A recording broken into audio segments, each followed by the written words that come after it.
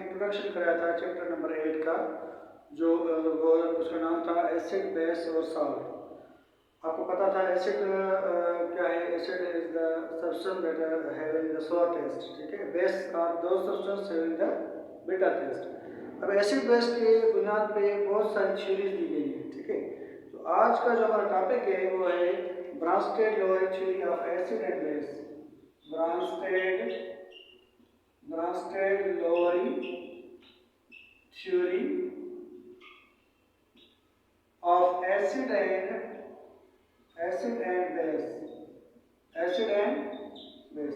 बच्चों, ब्रांस्टेड-लोवेरी थ्योरी, ब्रांस्टेड और लोवेरी दो साइंटिस्ट थे जिन्होंने आपस में मिलकर थ्योरी बनाई एसिड और बेस के बीच, बेसिस के बारे में, और उन्होंने एक्सप्लेन किया कि एसिड क्या है और बेस क्या है।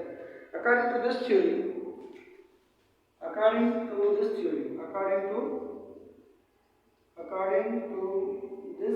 डेफिनेशन नोट करें आप। According to this theory, an acid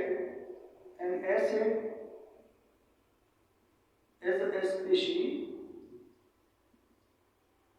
which donate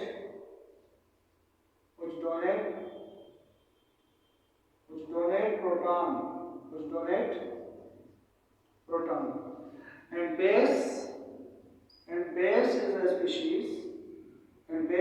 species which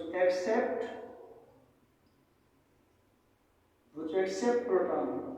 बेटा, इसमें आप थोड़ा समझिए कि ब्रांस्टेड-लोवेरी थ्योरी कह रहा है कि एसिड ऐसी स्पीशीज होते हैं जो प्रोटॉन को डोनेट करें और बेस ऐसी स्पीशीज हैं जो प्रोटॉन को एक्सेप्ट करें।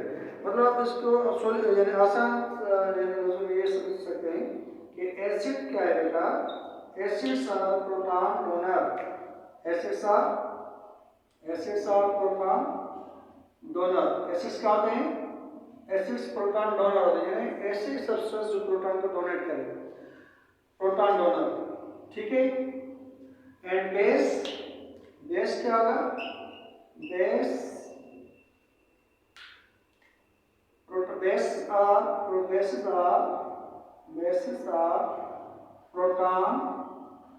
Proton acceptor. बेस ऐसे सब्सटेंस होते हैं जो प्रोटॉन को एक्सेप्ट करें, ठीक है। अब मिसाल के तौर पे अगर मिसाल दें कि कौन से सब्सटेंस एसिड होते हैं और कौन से सब्सटेंस बेस होते हैं, तो for example we can say that when HCl dissolves in water, जब HCl को हम पानी के अंदर डिसॉल्व करेंगे तो वो कन्वर्ट हो जाएगा इसके अंदर। अब देखें HCl के साथ जो Cl है इसके पास कितने प्रोटॉन है? एक प्रोटॉन है। और ऑक्सीजन के साथ प्रोसेस कितने प्रोटॉन है? दो प्रोटॉन है। तो क्या होगा कि Cl जो होगा वो अपना प्रोटॉन डोनेट करेगा। Cl क्या करेगा? प्रोटॉन डोनेट करेगा इसको, ऑक्सीजन को। जब क्लोरीन प्रोटॉन को डोनेट करेगा तो फिर क्या बन जाएगा?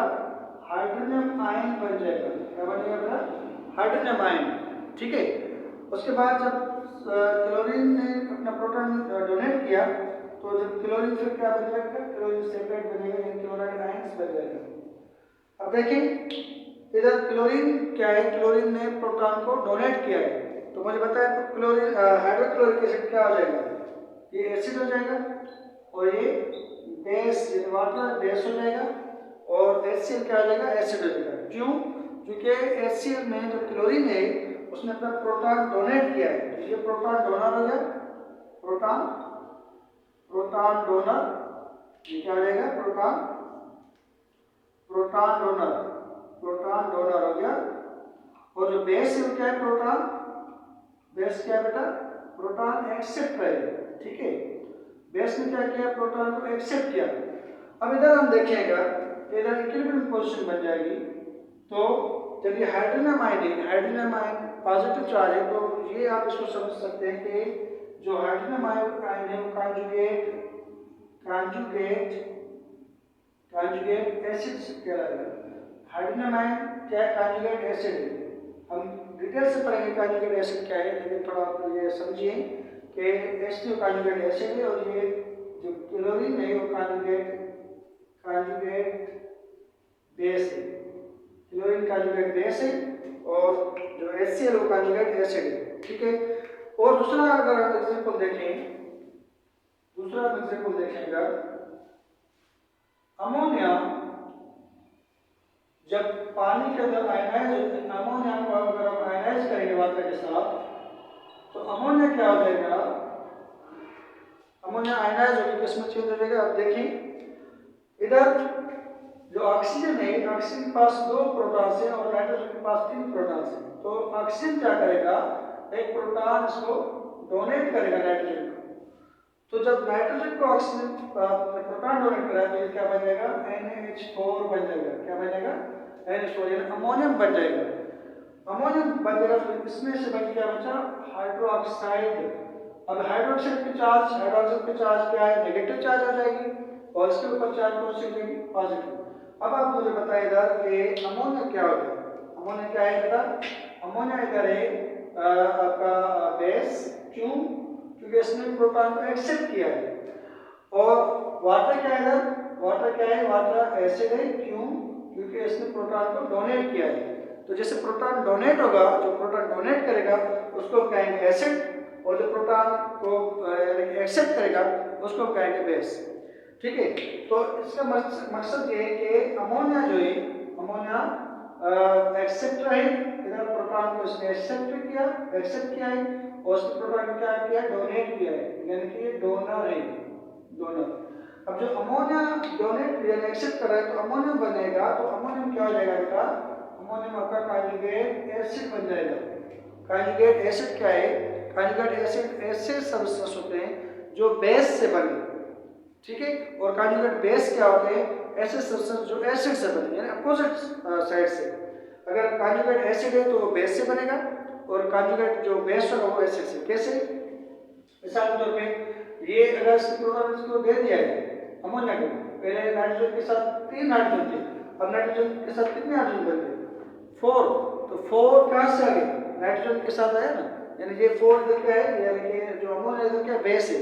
तो एक ना हाइड्रोजन अगर इसके साथ मिल जाएगा तो फिर क्या बन जाएगा, तो बन जाएगा अमोनियम। अमोनियम क्या है, कॉन्जुगेट एसिड है। कहाँ से ये हमें मिला, कॉन्जुगेट एसिड बेस से मिला। और जो कॉन्जुगेट बेस होगा, कॉन्जुगेट बेस जो होगा वो कहाँ से मिल जाएगा, एसिड से। तो कॉन्जुगेट एसिड और कॉन्जुगेट बेस ऐसे स्पीशीज होते हैं जो यानी कि अगर कॉन्जुगेट एसिड होगा वो किसी भी बेस से बनेगा और कॉन्जुगेट बेस होगा वो किसी भी एसिड से बनेगा, ठीक है।